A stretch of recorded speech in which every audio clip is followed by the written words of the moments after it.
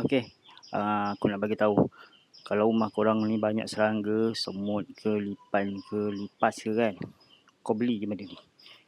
Ni tak susah pun. Macam aku akan cari tempat yang selalu. Aku spray je kat tepi tu. Spray dekat celah-celah pintu ni, dia tak akan masuk. Tempat yang selalu. Nanti semut tu tak akan datang.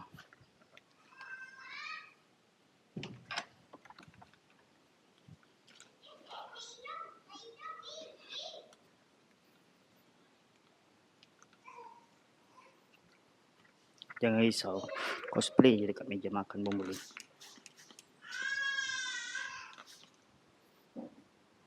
Ni, semua ni kau spray je.